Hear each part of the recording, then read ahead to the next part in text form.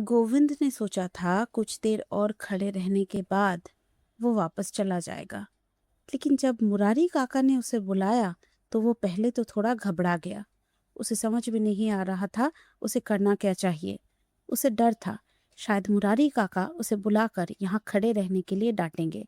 हमें बचपन से यही सिखाया जाता है कि अगर कामयाब होना है तो कोशिश करनी पड़ेगी, लेकिन जैसे जैसे हम बड़े होते हैं हमें समझ आने लगती है, हमें ये पता चलता है कि एक कोशिश की कीमत तभी होती है जब हम कामयाब हो। अगर कोई इंसान कामयाब ना हो तो अक्सर उसकी कोशिशों को भुला दिया जाता है।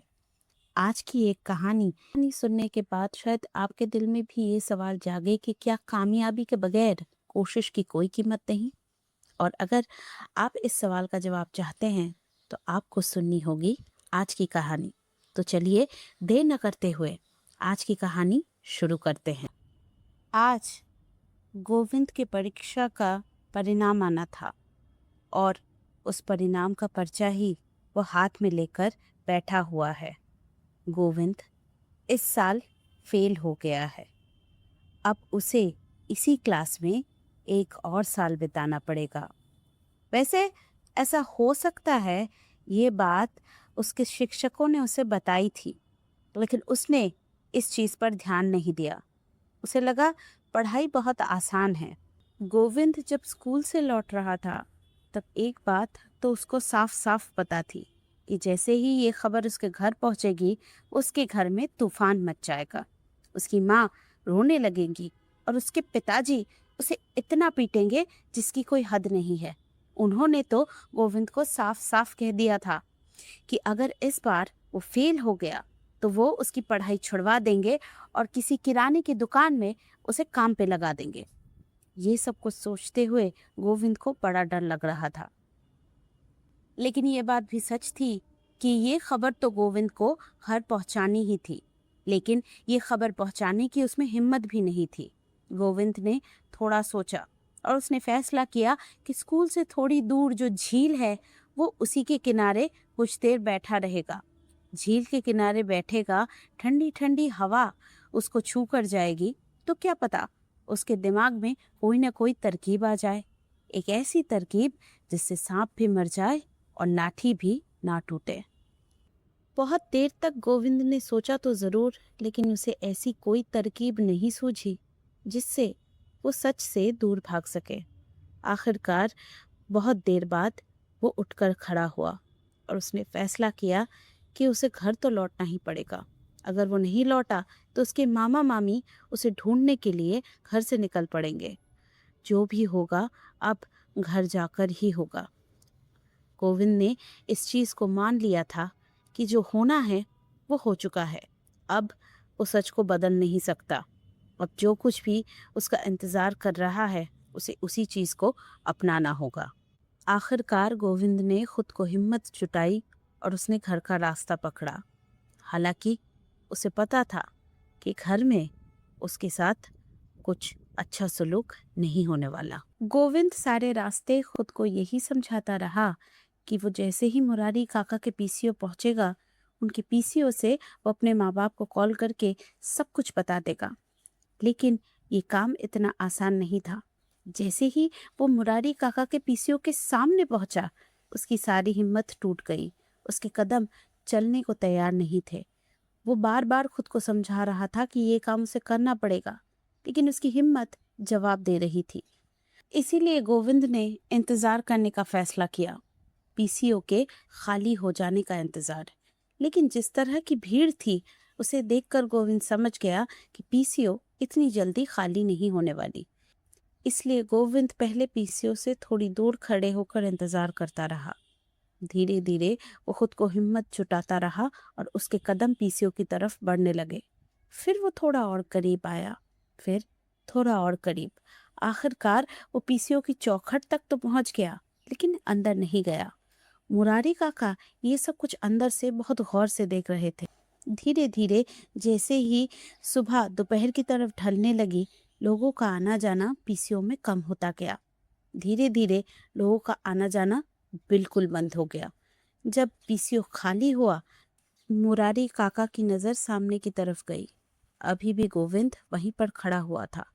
मुरारी काका को उसे देखकर उस पर बड़ा तरस आया। उसके चेहरे को देखकर ही पता चल रहा था कि उसे भूख और प्यास दोनों लगी है। मुरारी काका ने हाथ उठाया और गोविंद को इशारा किया। गोविंद ने सोचा था कुछ देर और खड़े रहने के बाद वो वापस चला जाएगा, लेकिन जब मुरारी काका ने उसे बुलाया तो वो पहले तो थोड़ा घबरा गया। उसे समझ में नहीं आ रहा था उसे करना क्या चाहिए। उसे डर था शायद मुरारी काका उसे बुलाकर यहाँ खड़े रहने के लिए डांटेंगे। जब वो ये सब कुछ सोच रहा था, मुरारी काका ने उसे फिर बुलाकर कहा, अरे अंदर आ जाओ बेटा, बाहर खड़े हुए हो, इतनी धूप है, गर्मी है, तबीयत खराब हो जाएगी, अंदर आओ। गोविंद इसी मौके की तलाश में था। इसी मौके के लिए उसने 1 घंटा इंतजार किया था। अब जब उसे ये मौका मिला तो उसने उसे गवाया नहीं। वो अंदर चला गया। जैसे ही वो अंदर गया, सबसे पहले मुरारी काका ने उसे 1 गिलास पानी दिया। गोविंद को बहुत प्यास लगी थी। उसने वो पानी जल्दी से पी लिया। मुरारी काका ने उसके हाथ से गिलास लिया और फिर पूछा, क्या बात है? मैं कब से देख रहा हूँ तुम बाहर खड़े हुए हो, क्या तुम खो गए हो? गोविंद ने इस सवाल का जवाब नहीं दिया। वो पहले जैसे चुप बैठा हुआ था, अभी भी वैसे ही चुप था। मुरारी काका को लगा कि शायद थकान और भूख की वजह से गोविंद चुप है, इसलिए उन्होंने कहा, रुको, पहले मैं तुम्हें कुछ खाने को देता हूँ, तुम खाना खा लो, फिर हम बात करेंगे। मुरारी काका घर से अपने लिए खाना लाए थे। उन्होंने वही खाने का टिफिन खोलकर, अरे नहीं नहीं, इसकी जरूरत नहीं है, मैं ठीक हूँ। मुरारी काका मुस्कुराए और बोले, अरे यहाँ बहुत खाना है, हम दोनों खा सकते हैं, तुम पहले थोड़ा कुछ खा लो, फिर मैं तुमसे बात करता हूँ। गोविंद एक बार और हिचकिचाया, लेकिन उसे भूख भी बहुत लगी थी। उसकी भूख इतनी ज्यादा थी कि उसके पेट के अंदर से आती हुई आवाज तक मुरारी काका को सुनाई दे रही थी। गोविंद ने फिर आखिरकार पहला निवाला मुंह में लिया। पहला निवाला चबाते ही उसे एहसास हुआ कि उसके अंदर कितनी भूख थी। वो धीरे धीरे लगभग पूरा खाना ही खा गया। खाना खत्म करने के बाद सामने वाली ट्यूबवेल से उसने हाथ मुंह धोया और फिर वापस आया। जब मुरारी काका ने देखा कि अब वो थोड़ा बेहतर महसूस कर रहा है, तब उन्होंने उससे पूछा, तुम बाहर क्यों खड़े हुए थे, क्या बात है? बात बहुत देर तक गोविंद ने अपने अंदर दबा कर रखी थी, लेकिन यहाँ उसे ये बात करनी थी। अगर वो बात नहीं करेगा तो उसे पता है मुरारी काका उसकी मदद नहीं कर पाएंगे। इसलिए उसने बहुत धीमी आवाज में कहा, आज मेरी परीक्षा का परिणाम निकला है और मैं क्लास में फेल हो गया हूँ। गोविंद ने जब अपना सच मुरारी काका को बताया तो उसकी नजरें नीचे थी, लेकिन अब जब उसने अपनी नजरें उठाकर मुरारी काका की आंखों में देखा तो वो हैरान हो गया। उसने सोचा था कि उसके स्कूल के मास्टर जी की तरह मुरारी काका भी उससे बहुत नाराज होंगे। मुरारी काका ने कहा, तो तुम अपने घर नहीं गए? देखो, ऐसे सड़कों पे घूमने से कुछ नहीं होगा। घर जाकर तुम्हें सच बताना पड़ेगा। आखिरकार तुम्हारे घर वाले जब स्कूल में पता करेंगे तो उन्हें सच पता चल जाएगा। तुम चाहो तो मैं तुम्हारे साथ घर चल सकता हूँ। मुझे बताओ, तुम्हारा घर कहाँ है? गोविंद ने जब देखा कि बिल्कुल अजनबी होते हुए भी मुरारी काका उसकी मदद करने को तैयार हैं, तो उसके दिल में थोड़ी सी और हिम्मत जागी। उसने कहा, मैं यहाँ अपने मामा मामी के साथ रहता हूँ। मेरे माता पिता दूसरे शहर रहते हैं। मुझे डर लग रहा है। मुझे समझ नहीं आ रहा मैं उन्हें कैसे बताऊं कि मैं फेल हो गया हूँ। मैं सारे रास्ते यही सोचता रहा कि मैं ये काम कैसे करूँगा। फिर मुझे ख्याल आया कि मुझे यहाँ आना चाहिए। मुरारी काका को ये सुनकर बड़ी हैरानी हुई। उन्होंने कहा, अच्छा, तुम्हें ऐसा क्यों लगा कि तुम्हें यहाँ आना चाहिए? अब गोविंद ने उनकी आंखों में देखा और कहा, क्योंकि मैंने सुना है मुसीबत जितनी भी बड़ी हो आप उसका हल निकाल लेते हैं। मेरी मदद कीजिए। मैं अपने माता पिता को अपना सच बताना चाहता हूँ, लेकिन कैसे बताऊं ये मुझे समझ में नहीं आ रहा। अगर आप मेरी थोड़ी मदद कर देंगे ना तो मैं अपना सच उनको बता सकता हूँ। मुरारी जब मुरारी काका ने देखा कि एक छोटे से बच्चे ने उन पर इतना भरोसा किया है तो उन्होंने कहा, ठीक है, हम दोनों मिलकर कुछ ना कुछ रास्ता निकाल लेंगे। सबसे पहले तो हमें तुम्हारे माँ बाप को ये खबर देनी होगी। उनका नंबर मुझे दो, मैं डायल करके देता हूँ। तुम पीसीओ से उनसे बात करो, मैं तुम्हारे करीब ही खड़ा रहूंगा। मुरारी काका की इस बात ने गोविंद को भरोसा दिया और उसने आखिरकार फैसला किया कि अभी इसी वक्त वो अपने माता पिता को फोन पर सब कुछ बता देगा, क्योंकि उसे पता है कि अगर उसने अभी इसी वक्त ये कदम नहीं उठाया तो ये कदम वो कभी नहीं उठा पाएगा। गोविंद जब अपने घर पर फोन करता है तो सबसे पहले फोन के उस तरफ घंटी की आवाज सुनकर उसकी धड़कनें तेज हो जाती हैं। उसे एहसास हो जाता है कि वो वक्त आखिरकार आ गया है। वो डरी हुई नजरों से मुरारी काका की तरफ देखता है तो वो कहते हैं, तुम बात शुरू तो करो। अगर तुम्हारे माता पिता गुस्सा हो गए और उन्होंने कुछ कहा तो मैं सब कुछ संभाल लूंगा। डरो मत बच्चे, मैं हूं तुम्हारे साथ। गोविंद ने गहरी सांस ली और इंतजार करने लगा। ठीक 3 बार फोन की घंटी बजी और गोविंद की माँ ने फोन उठाया। गोविंद अभी भी चुप था, लेकिन माँ तो माँ होती है। उन्होंने चुप्पी में भी जान लिया कि कॉल गोविंद ने किया है। वो बोल पड़ी, अरे गोविंद तू है कहाँ? तू अब तक अपने नानी के घर भी नहीं गया। मैंने तेरे मामा को फोन किया था तो उन्होंने बताया कि तू अब तक घर नहीं पहुंचा है। कहाँ है तू? अपने आवारा दोस्तों के साथ धूप में खेल रहा है ना? अरे आज परीक्षा का परिणाम निकला है, कम से कम आज तो वक्त पे घर पे पहुंच जाता। गोविंद चुप था। उसकी माँ फिर बोली, अरे बोल कुछ, तेरी चिंता में मैं घुली जा रही हूँ। तेरे पिताजी भी बहुत परेशान हैं, अब बोल भी दे। गोविंद ने फिर से मुरारी काका की तरफ देखा। मुरारी काका ने सर हिलाया तो उसने कहा, माँ मैं फेल हो गया हूँ। गोविंद ने सोचा था ये सुनकर उसकी माँ चिल्ला उठेंगी, उसे डांटेंगी, लेकिन वो बिल्कुल चुप हो गई। गोविंद ने कहा, मैं जानता हूँ मेरी गलती है। आप सब ने मुझसे कहा था कि मुझे पढ़ाई पर ध्यान देना चाहिए, लेकिन मैंने पढ़ाई पर ध्यान नहीं दिया और मुझे इसी का सिला मिला है। मैं आपसे वादा करता हूँ कि अगले साल से मैं बहुत मेहनत से पढ़ाई करूँगा, लेकिन आप ज़रा पिताजी से इस बारे में बात कीजिए। आप तो जानती हैं मुझे उनके गुस्से से कितना डर लगता है। अब आखिरकार गोविंद की माँ बोली, हम सब ने तुझसे कहा था पढ़ाई कर ले, पढ़ाई कर ले, लेकिन तूने हमारी बात नहीं मानी। अब देखा ना क्या हो गया। तू अपने पिताजी को बहुत अच्छे से जानता है। जब उन्हें पता चलेगा तो क्या होगा तो ये भी जानता है। वो अपनी बात के बहुत पक्के हैं गोविंद। अगर उन्होंने फैसला किया है कि वो तेरी पढ़ाई छुड़ा देंगे तो वो तेरी पढ़ाई ज़रूर छुड़ा देंगे। क्योंकि गोविंद ने कहा था, इसीलिए मुरारी काका गोविंद के साथ खड़े हुए थे। गोविंद की माँ उससे जो भी कह रही थी वो मुरारी काका सुन पा रहे थे। जब उन्होंने देखा कि उसकी माँ की बात सुनकर गोविंद का चेहरा उतर गया है तो उन्होंने गोविंद के हाथ से रिसीवर लिया और बोलने लगे, मैं जानता हूँ वो फेल हो गया है। उसे इस बात का बहुत दुख भी है। मैंने उसके चेहरे पे पछतावा देखा है। लेकिन आप ये भी तो सोचिए, उसने हिम्मत करके आप लोगों को ये बात बताई है। ज़रा सोच कर देखिए, अगर वो आपको ना बताता या फेल हो गया है इसलिए घर छोड़कर भाग जाता या भगवान ना करे कुछ और कर बैठता तो क्या होता। गोविंद की माँ ये सुनकर बोली, शुभ शुभ बोलिए भाई साहब, मेरा एक ही बेटा है। आप ये क्या कह रहे हैं? मुरारी काका ने कहा, मैं वही कह रहा हूँ जो हो सकता था। आप ये देखिए कि वो समझदार है, उसने अपनी गलती मानी है, वो अपनी गलती सुधारना चाहता है। अब ऐसा तो नहीं है बहन जी कि इस जिंदगी में कभी कोई इंसान नाकामयाब ना हुआ हो, कभी किसी इंसान को हार का सामना ना करना पड़ा हो। हाँ, मैं जानता हूँ आप लोगों के लिए ये खबर बहुत दुख की खबर है, लेकिन अगर अभी आप लोग उसे डांटेंगे, उस पर से अपना हाथ हटा लेंगे तो वो कहाँ जाएगा? अगर उसके माँ बाप ही उसका साथ नहीं देंगे तो क्या होगा उसका? इससे पहले कि गोविंद की माँ जवाब दे पाती, गोविंद के पिता ने फोन ले लिया।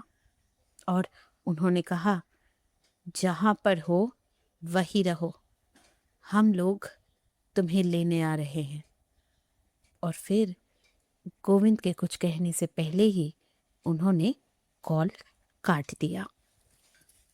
गोविंद के घर से उसके नैनीहाल की दूरी 2.5 घंटे की है। ये 2.5 घंटे उसने कैसे बताए, ये सिर्फ वही जानता है। कभी वो बेंच पर बैठ जाता, कभी खड़े होकर इधर उधर चलने लगता, तो कभी पीसीओ से बाहर आकर रास्ते की तरफ नजर टिकाकर देखता कि उसके माता पिता आ गए हैं या नहीं। इसी तरह से बेचैनी में उसका एक एक पल कट रहा था। उसे इस हालत में देखकर मुरारी काका को भी बुरा लग रहा था, लेकिन वो ये भी जानते थे कि गोविंद को अगर जिंदगी का सबक सीखना है तो इस एक एक पल को उसे काटना होगा, और मुरारी काका चाहकर भी उसे इस वक्त सांत्वना नहीं दे सकते। आखिरकार शाम को वो वक्त आ ही गया। गोविंद के माता पिता मुरारी काका के पीसीओ के दरवाजे पर खड़े हुए थे। गोविंद ने जैसे ही उन्हें देखा तो उसके हाथ पैर ठंडे हो गए। वो अपने आप ही जाकर मुरारी काका के पीछे छुप गया। मुरारी काका ने गोविंद के पिता की आंखों में देखा। वो काफी गुस्से में लग रहे थे। मुरारी काका ने गोविंद से कहा, तुम यही रुको, मैं तुम्हारे पिता से बात करके आता हूँ। मुरारी काका धीरे धीरे आगे गए और फिर उन्होंने गोविंद के पिता से कहा, प्रणाम, आप जरूर गोविंद के पिता होंगे। हाँ, गोविंद मेरा ही बेटा है। मैं आपसे सबसे पहले माफी मांगना चाहता हूँ। मुझे यकीन है मेरे बेटे ने अब तक आपको बहुत परेशान किया होगा। मुरारी काका ने कहा, बिल्कुल नहीं, ऐसा कुछ भी नहीं है, बल्कि वो जब तक यहाँ रहा तब तक उसने मुझे एक पल के लिए भी परेशान नहीं किया। मुरारी काका ने मुड़कर गोविंद की तरफ देखा और फिर उसके पिता से बोले, इससे पहले कि आप उसे यहाँ से ले जाए, मुझे आपसे कुछ बात करनी है। हाँ, गोविंद मेरा ही बेटा है। मैं आपसे सबसे पहले माफी मांगना चाहता हूँ। मुझे यकीन है मेरे बेटे ने अब तक आपको बहुत परेशान किया होगा। मुरारी काका ने कहा, बिल्कुल नहीं, ऐसा कुछ भी नहीं है, बल्कि वो जब तक यहाँ रहा तब तक उसने मुझे एक पल के लिए भी परेशान नहीं किया। मुरारी काका ने मुड़कर गोविंद की तरफ देखा और फिर उसके पिता से बोले, इससे पहले कि आप उसे यहाँ से ले जाए, मुझे आपसे कुछ बात करनी है। मुरारी काका गोविंद के पिता को एक कोने में ले गए और गोविंद की माँ दौड़कर गोविंद के पास पहुंच गई और अपने बेटे को उन्होंने अपनी बाहों में ले लिया। उन्हें अपने बेटे की वाकई बहुत चिंता हो रही थी। सारे रास्ते वो बस यही सोच रही थी कि न जाने उनके बच्चे की क्या हालत हुई होगी। वो बस इस बात से खुश थी कि उनका बेटा सही सलामत है।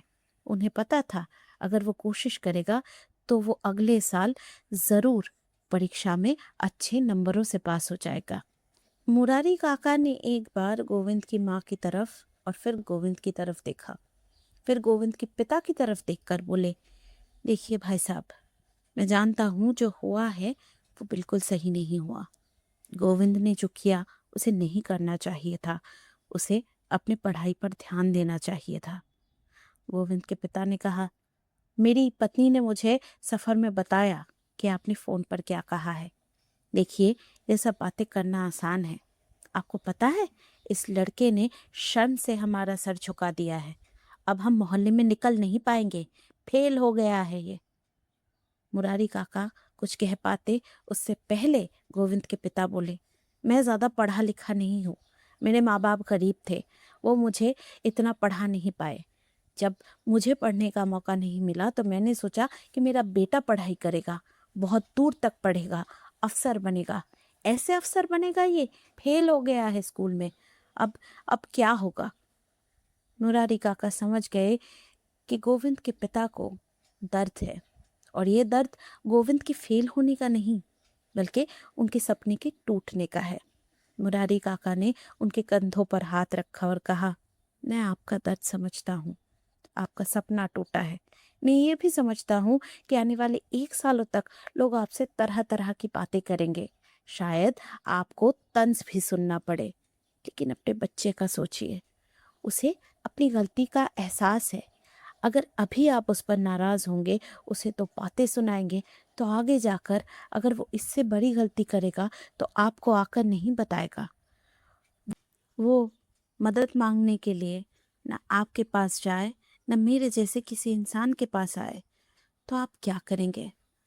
कहीं ऐसा ना हो कि आपके डर में वो जिंदगी में ऐसे किसी गलत रास्ते पर निकल जाए कि जहां से वापस आना उसके लिए नामुमकिन हो जाए। मुरारी काका ने देखा। ये सुनकर गोविंद के पिता के चेहरे का भाव बदल गया। उन्होंने मुरारी काका से कहा, आप समझ नहीं रहे हैं, मैं उसका दुश्मन नहीं हूँ। अगर मैं उसे डांटता हूँ तो उसके भले के लिए डांटता हूँ।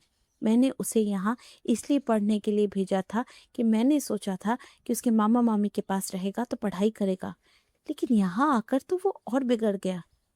मुरारी काका ने एक गहरी सांस ली और फिर कहा, भाई साहब, मैं आपसे कुछ कहने जा रहा हूँ। मैं जानता हूँ आपको ये बात कड़वी लगेगी, लेकिन जरा इस बात को सुनिए। मुझे लगता है कि आपने अपनी जिम्मेदारियों से पल्ला झाड़ लिया। मुरारी काका ने देखा कि उनके मुंह से ये बात सुनकर गोविंद के पिता के चेहरे पर वो गुस्सा फिर से वापस आ गया। उन्होंने कहा, अब जानते हैं आप क्या कह रहे हैं? इतनी बड़ी बात आप मुझसे कह कैसे सकते हैं? मुरारी काका ने कहा, क्यों नहीं कह सकता? वो पढ़ाई में अच्छा नहीं था, कमजोर था। तो क्यों कमजोर था ये आपको पता करना चाहिए था। अपने बच्चे को इस तरह उसके मामा मामी के पास आपने भेज दिया। सच कहिए, क्या आपका बच्चा उसके मामा मामी की जिम्मेदारी है?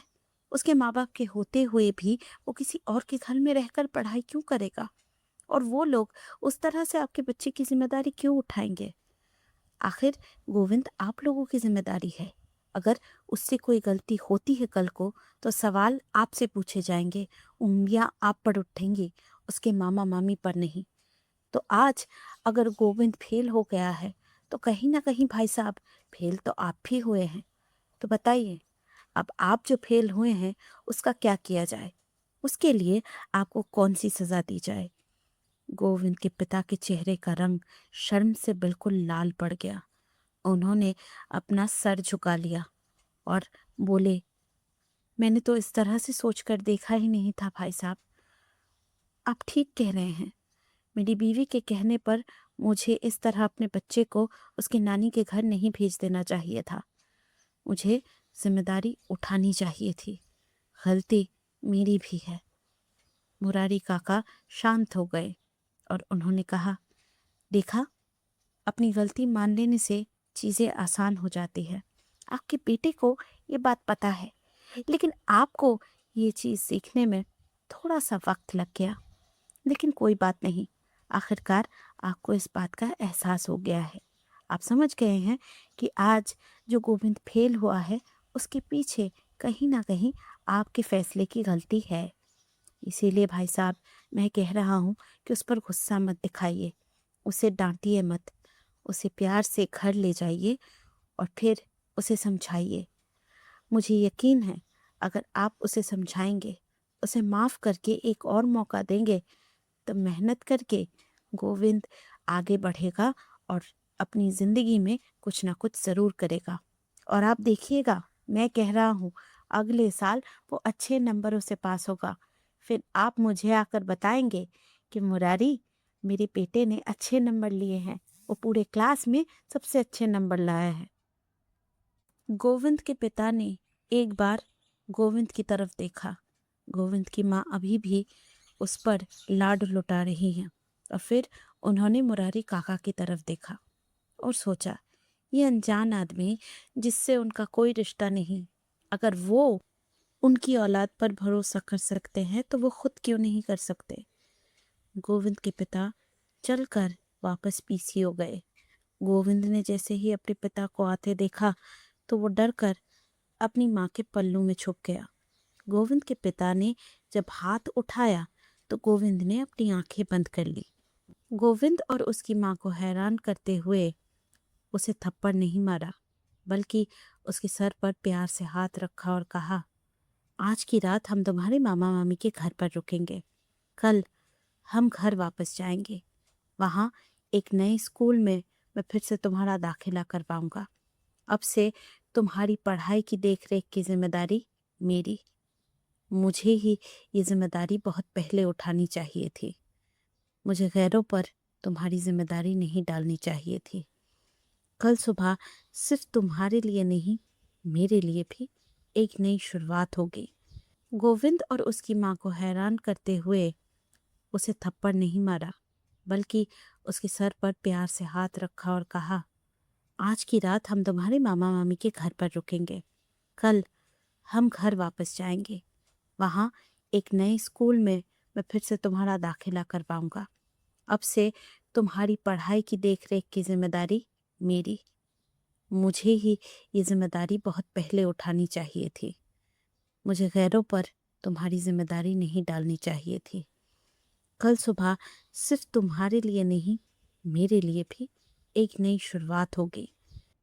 गोविंद ये नहीं समझ पा रहा था कि उसके पिता किस तरह की बातें कर रहे थे, लेकिन हाँ, वो ये जरूर समझ गया था कि उसके पिता नाराज नहीं हैं। मुरारी काका कोई जादू जानते हैं। उन्होंने उसी जादू से उसके पिता का गुस्सा बिल्कुल गायब कर दिया। जब गोविंद आखिरकार अपने माता पिता के साथ जा रहा था, तो मुरारी काका ने उसे अपने पास बुलाया। जब गोविंद उनके पास गया, तो मुरारी काका ने अपने कमीज की पॉकेट से एक चॉकलेट निकाली, उसके हाथ में वो चॉकलेट दिया और कहा, मैंने तुम्हारे पिता से वादा किया है, अगर आपके आसपास कोई ऐसा है जो इस वक्त जिंदगी में बहुत अंधेरे दौर से गुजर रहा है, या आपको ऐसा अभी लग रहा है कि एक नाकामयाबी ने आपकी जिंदगी खत्म कर दी है, तो ये कहानी आपके लिए है। शेयर कर दीजिए इस कहानी को किसी ऐसे इंसान के साथ जिसे इस वक्त उम्मीद के किरण की बहुत ज़रूरत है। अगर आपको ये कहानी अच्छी लगी तो इस वीडियो को एक लाइक कर दीजिएगा और चैनल को सब्सक्राइब कर लीजिए। मैं हर हफ्ते ऐसी ही कहानियाँ आप लोगों के लिए लेकर आती रहूँगी। मिलेंगे हम अगली कहानी में। तब तक आप लोग खुश रहिए और कहानियाँ सुनते रहिए।